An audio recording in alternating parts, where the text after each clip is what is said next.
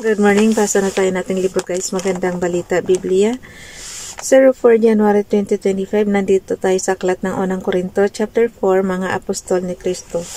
Pakisabayan ako ng basa ng pare-pare tayo dito matuto sa salita ng Diyos at sa history na rin ni Jesus.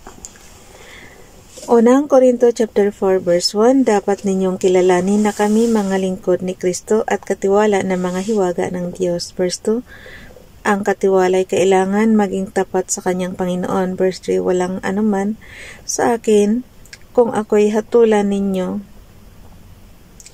o ng alinmang hukuman ng tao. Ako man ay hindi humahatol sa aking sarili. Verse 4, kahit na walang umuusik sa aking budhi, subalit hindi iyon katibayan na ako'y walang kasalanan. Ang Panginoon ang humahatol sa akin. Verse 5, kaya huwag kayong hahatol nang wala pa sa panahon, maghintay kayo sa pagdating ng Panginoon. Siya ang maglalantad na mga bagay na ngayon natatago sa kadiliman at maghahayag ng mga lihim na hangarin ng bawat isa. Sa panahong iyon, bawat isa ay bibigyan ng Diyos ng angkop na parangal. Verse 6, mga kapatid, kami ni Apollos ang ginamit kong halimbawa para sa inyong kapakinabangan upang matutuhan ninyo ang kahulugan ng kasabihang sumunod kayo sa patakaran. Huwag ninyong ipagmamalaki ang isang tao kung hahamakin lamang naman ninyo ang iba. Verse 7, paano kayo nakakahigit sa iba? Hindi ba't lahat ng nasa inyo ay ibinigay lamang sa inyo ng Diyos? Kung gayon, bakit ninyo ipinagyayabang iyon na parang hindi kaloob sa inyo? Verse 8, kayo pala'y nasisiyahan na, mayayaman na pala kayo pala'y naghahari na kahit hindi kami tumulong sa inyo. Sana nga'y naging hari na kayo upang kami man ay maghari din kasama ninyo. Verse 9, sa palagay ko, kami mga apostol ang ginawa ng Diyos na pinakahamak sa lahat ng tao. Ang katulad namin ay mga taong nahatulan ng kamatayan, isang panoorin para sa sanlibutan ng mga anghel at ng mga tao. Unang Korinto chapter 4 verse 10,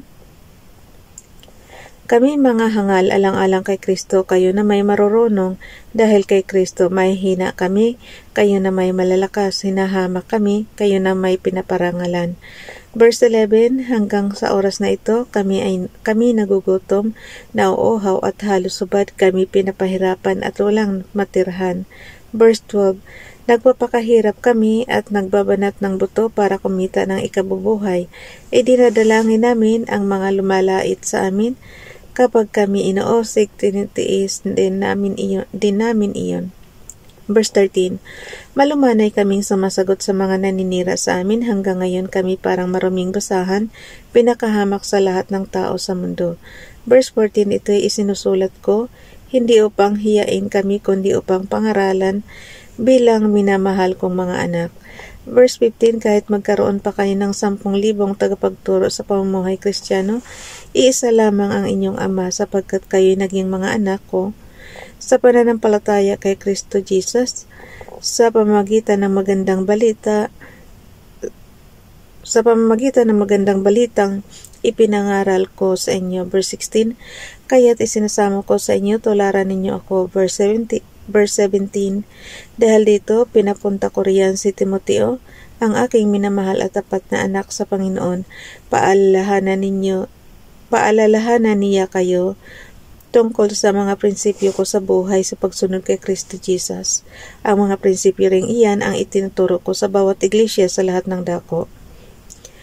Unang Korinto chapter 4 verse 18, nagmamalaki ang ilan sa inyo dahil ang akala nila'y hindi na ako pupunta riyan. Verse 19, ngunit kung luluubin ng Panginoon ako'y pupunta riyan sa lalong madaling panahon, titingnan ko kung anong kapangyarihan ang ipinagmamalaki ng mga iyan at hindi lamang ang kanilang sinasabi. Verse 20, sapagkat ang paghahari ng Diyos ay hindi sa salita kundi sa kapangyarihan. Verse 21, ano bang gusto ninyo? Pupunta ba akong may dalang pamalo o taglay ang diwa ng pag-ibig at kahinahunan? Unang Korinto chapter 5, parusa sa gumagawa ng kahalayan. Unang Korinto chapter 5 verse 1, nakarating nga sa akin ang balitang mayroong kabilang sa inyo na gumagawa ng immoralidad. Kinakasama niya ang asawa ng kanyang ama, kahit mga pagano ay hindi gumagawa ng ganyang kahalayan. Verse 2, at nakukuha pa ninyong magmalaki. Dapat sana'y mahiya kayo at malungkot, at ang taong gumagawa ng ganoon ay dapat ninyong itiwalag. Verse 3, kahit wala ako riyan sa katawan, nariyan naman ako sa espiritu, kaya't parang nariyan na rin ako. Ang gumagawa niyan ay hinatulan ko na. Verse 4, sa pangalan ng ating Panginoong Jesus, kapag kayo nagtipon-tipon, at ang espiritu ko ay nariyan sa kapangyarihan ng ating Panginoong Jesus. Verse 5, ibigay ninyo kay Satanas ang taong iyan upang mapahamak ang kanyang katawan, at nang sa gayoy maligtas ang kanyang espiritu sa araw ng Panginoon. Verse 6, hindi kayo dapat magmalaki, hindi ba ninyo alam ang kasabihang napapaalsa ng kaunting pampaalsa ang buong masa? Verse 7, alisin ninyo ang lumang pampaalsa, ang kasalanan upang kayo maging malinis. Sa gayon, matutulad kayo sa isang bagong masa na walang pampaalsa, at talaga namang ganyan kayo sapagkat inihandog ng ating korderong Pampasko na walang iba kundi si Kristo. Verse 8, kaya't ipagdiwang natin ang Pasko hindi sa pamamagitan ng tinapay na may lumang pampaalsa na sagisag ng kasamaan at kahalayan, subalit sa pamamagitan ng tinapay na walang pampaalsa, ang tinapay ng kalinisan at katapatan. Verse 9, sinabi ko sa aking sulat na huwag na kayong makisalamuha pa sa mga nakikiapid. Verse 10, hindi ang mga makamundong nakikiapid sa magnanakaw o sumasamba sa Diyos-Diyosan ang tinutukoy ko, sapagkat para sila'y maiwasan, kinakailangan ninyong umalis sa mundong ito. Verse 11, ang tinutukoy ko na huwag na ninyong papakisamahan ay ang nagsasabing sila'y Kristiyano ngunit nakikiapid, sakim, sumasamba sa Diyos-Diyosan, nanlalait, naglalasing at nagnanakaw. Ni huwag kayong makikisalo sa ganyang uri ng tao. Unang Korinto chapter 5 verse 12 to 13, kung sa bagay wala akong karapatang humatol sa mga hindi Kristiyano, ang Diyos ang hahatol sa kanila. Hindi ba't ang mga nasa loob ng iglesia ang dapat ninyong hatulan? Sabi nga sa kasulatan, itiwalag ninyo sa inyong samahan ang masamang tao. Unang Korinto chapter 6, ayusin ang awayan ng kapatiran.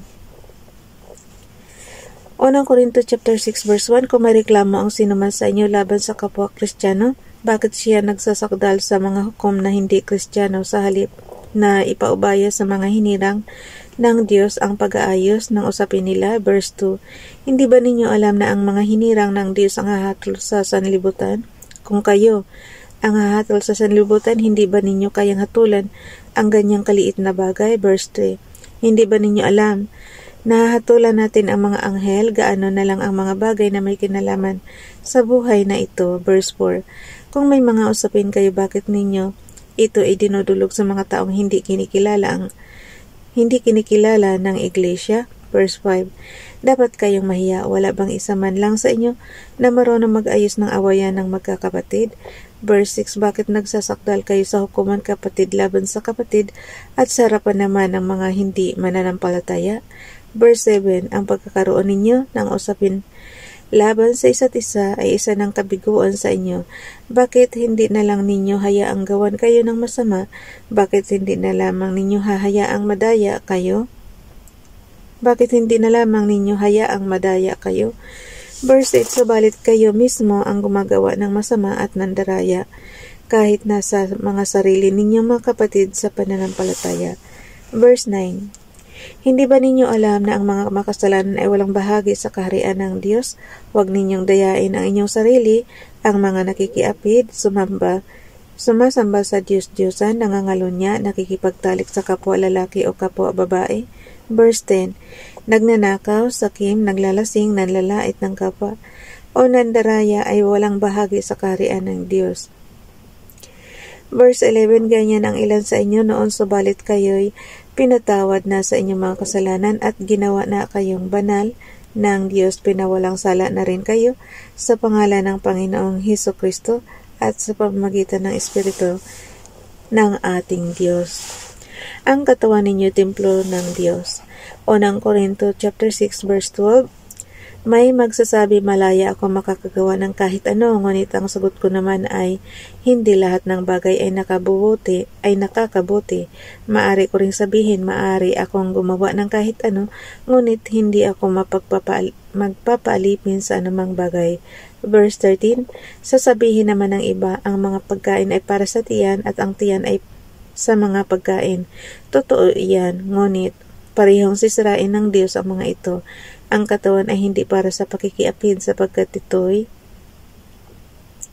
para sa paglilingkod sa Panginoon at ang Panginoon naman ang nag-aalaga sa katawan. Verse 14, muling binuhay ng Diyos si Hesukristo at tayo man ay muling bubuhayin sa pamamagitan ng kanyang kapangyarihan. Unang Korinto chapter 6 verse 15, hindi ba ninyo alam na ang inyong mga katawan ay mga bahagi ng katawan ni Kristo? Kukunin ko ba ang bahagi ng katawan ni Kristo upang gawing bahagi ng katawan ng isang babaeng nagbibinta ng aliw? Hindi. Verse 16, hindi ba ninyo alam na nagiging isa ang katawan ng bayarang babae at nang nakikipagtalik sa kanya? Sapagkat sinasabi sa kasulatan, ang dalawa ay magiging isa. Verse 17, ang nakikipag-isa sa Panginoon ay nagiging kaisa niya sa Espiritu. Verse 18, huwag kayong makikiapid, ang ibang kasalanang nagagawa ng tao ay hindi nakakaapekto sa kanyang katawan. Ngunit ang nakikiapid ay nagkakasala laban sa sarili niyang katawan. Verse 19, hindi ba ninyo alam na ang inyong katawan ay templo ng Espiritu Santo na nasa inyo at ipinagkaloob ng Diyos sa inyo? Hindi na ninyo pag-aari ang inyong katawan. Unang Korinto chapter 6 verse 20, sapagkat binili niya kayo sa isang halaga, kaya't gagamitin ninyo ang inyong katawan upang maparangalan ang Diyos. Bukas na itong guys, chapter 7. Okay.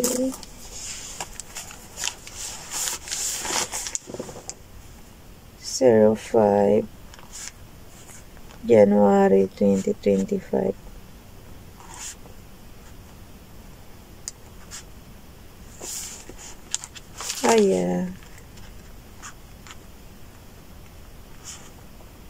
Kailangan kasi may tanda para hindi tayo malito. Bye everyone. God bless.